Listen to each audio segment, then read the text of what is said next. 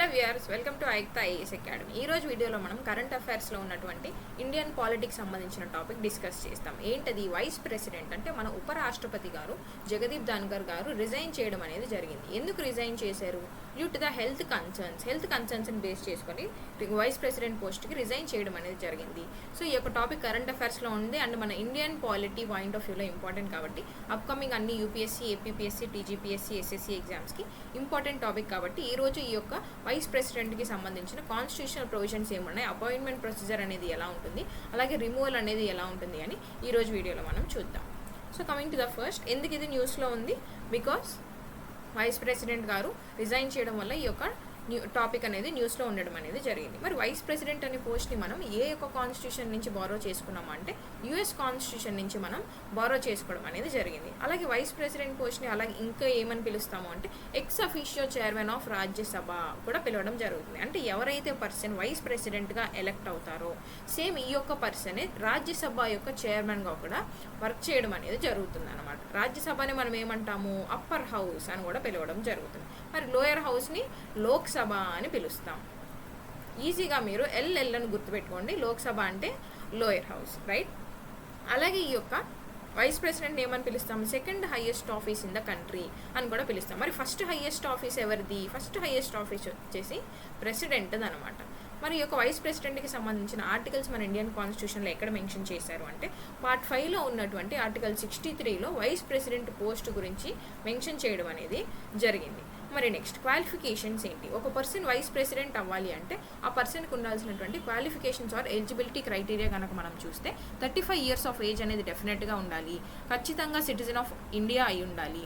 అలాగే member of Rajya Sabha అయితేనే కదా మనం ఇక్కడ ఎలక్షన్ ప్రాసెస్ అనేది కండక్ట్ చేసి తర్వాత ఈ యొక్క పర్సన్ని మనం అపాయింట్ చేయడం అనేది జరుగుతుంది యాజ్ చైర్పర్సన్ ఆఫ్ రాజ్యసభ. కాబట్టి డెఫినెట్గా ఎవరైతే చైర్పర్సన్ ఆఫ్ రాజ్యసభ అవుతారో వీళ్ళు మెంబర్ ఆఫ్ రాజ్యసభ అయి ఉండాలన్నమాట. నెక్స్ట్ ఏంటి? ఆఫీస్ ఆఫ్ ప్రాఫిట్ అనేది ఉండకూడదు. ఇది ఒక క్వాలిఫికేషన్. మరి నెక్స్ట్ ఏంటి? నామినేషన్ ప్రాసెస్లో ఎవరెవరు పార్టిసిపేట్ చేస్తారో వారు ఎవరు నామినేట్ చేయాలి అంటే ఒక పర్సన్ని వైస్ ప్రెసిడెంట్గా మనం ఎలక్ట్ చేసుకోవాలి అంటే 20 members ఎవరైతే ఎలక్టోరల్ కాలేజ్ అనేది ఉంటుందో మనకి ఎలక్టోరల్ కాలేజ్లో ఎంతమంది ఉంటారు?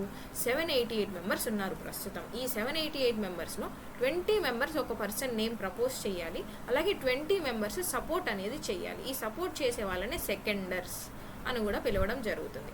అలా ఈ యొక్క నామినేషన్ ప్రాసెస్ అనేది కంప్లీట్ అయ్యాక ఈ యొక్క పర్సన్కి ఎలక్షన్ అనేది కండక్ట్ చేయడం అనేది జరుగుతుంది. మరి ఎవరు పార్టిసిపేట్ చేస్తారు ఈ యొక్క ఎలక్షన్లో అంటే మెంబర్స్ ఆఫ్ పార్లమెంట్. ఎవరైతే లోక్సభ అండ్ రాజ్యసభ యొక్క ఎంపీస్ ఉంటారో ఈ యొక్క ఎంపీస్ వాళ్ళు ఎలక్టెడ్ ఎంపీస్ అయి ఉండొచ్చు, నామినేటెడ్ ఎంపీస్ అయి ఉండొచ్చు. వీళ్ళు ఈ యొక్క ఎలక్షన్ ప్రాసెస్లో పార్టిసిపేట్ చేయడం జరుగుతుంది. ఏం చేస్తారు ఎలక్షన్లో అంటే ఓట్ చేస్తారనమాట. మరి ఓట్ చేసేటప్పుడు ఏ బ్యాలెట్ సిస్టమ్ యూస్ చేస్తారు అంటే సీక్రెట్ బ్యాలెట్ సిస్టమ్ని యూస్ చేయడం జరుగుతుంది. మనకు బ్యాలెట్ సిస్టమ్ అంటే 2 types ఉన్నాయి. ఒకటి సీక్రెట్ బ్యాలెట్ ఉంటుంది, ఇంకొకటి ఓపెన్ బ్యాలెట్ ఉంటుంది. మన వైస్ ప్రెసిడెంట్కి అలాగే ఎమ్మెల్సీ ఎలక్షన్స్కి సీక్రెట్ బ్యాలెట్ ప్రొసీజర్ని యూస్ చేయడం అనేది జరుగుతుంది. ఇంకా ఎలా ఓట్ చేస్తారు అంటే proportional representation by means of single transferable vote process use చేసి ఓట్ చేయడం జరుగుతుంది. ఫస్ట్ పాస్ట్ ది పోస్ట్ సిస్టమ్ని యూస్ చేయరు, రైట్?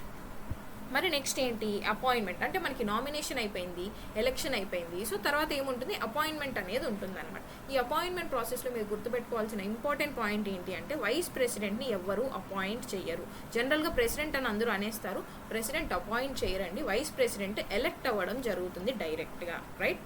మరి ఓత్ ఎవరి ప్రెజెన్స్లో జరుగుతుంది అంటే ప్రెసిడెంట్ యొక్క ప్రెజెన్స్లో ఓత్ అనేది తీసుకోవడం జరుగుతుంది. ఎన్ని ఇయర్స్ టర్మ్ ఉంటుంది అంటే 5 years టర్మ్ అనేది వైస్ ప్రెసిడెంట్కి ఉంటుంది. అలాగే మళ్ళీ ఇంకోసారి కూడా రీఎలెక్ట్ అవ్వడానికి ఛాన్సెస్ అనేవి ఉంటాయి. మరి శాలరీ అండ్ అలవెన్సెస్, వైస్ ప్రెసిడెంట్కి శాలరీ అండ్ అలవెన్సెస్ అనేవి ఎక్కడి నుంచి వస్తాయి అంటే కన్సాలిడేటెడ్ ఫండ్ ఆఫ్ ఇండియా నుంచి శాలరీ అండ్ అలవెన్సెస్ అనేవి ఇవ్వడం జరుగుతుంది. మరి కన్సాలిడేటెడ్ ఫండ్ ఆఫ్ ఇండియా అనేది మన కాన్స్టిట్యూషన్లో ఏ ఆర్టికల్లో మెన్షన్ చేశారు అనేది కమెంట్ సెక్షన్లో కమెంట్ చేయండి. మరి నెక్స్ట్ ఎలక్షన్ డిస్ప్యూట్స్. ఇందాక మనం ఏదైతే ఎలక్షన్ ప్రాసెస్ చూసామో ఆ ఎలక్షన్ ప్రాసెస్లో ఏదైనా డిస్ప్యూట్స్ కనుక ఉన్నాయి అనుకుంటే ఆ డిస్ప్యూట్స్కి సంబంధించి సుప్రీంకోర్టు కానీ ప్రెసిడెంట్ కానీ రిజాల్వ్ చేసే అవకాశం ఉంటుంది. మరి నెక్స్ట్ ఏంటి? వేకెంట్. ఇది ఇంపార్టెంట్. మరి ఇప్పుడు వైస్ ప్రెసిడెంట్ గారు రిజైన్ చేశారు కాబట్టి ఈ యొక్క వైస్ ప్రెసిడెంట్ పోస్ట్ ఏమైంది, వేకెంట్ అయింది. వేకెంట్ ఎన్ని టైప్స్ అవుతుంది, రెండు సందర్భాల్లో వేకెంట్ అనే పొజిషన్ అనేది వస్తుంది. ఫస్ట్ వచ్చేసి రిమూవ్ చేసినప్పుడు, అంటే వైస్ ప్రెసిడెంట్ మనం రిమూవ్ చేసినప్పుడు, లేదు అంటే వైస్ ప్రెసిడెంట్ ఆయనే రిజైన్ చేసినప్పుడు. మరి ఇప్పుడు ఏం జరిగింది, ఆయనే రిజైన్ చేశారు. ఎవరికి సబ్మిట్ చేస్తారు ఈ యొక్క రెసిగ్నేషన్ని అంటే ప్రెసిడెంట్కి సబ్మిట్ చేయడం జరుగుతుంది.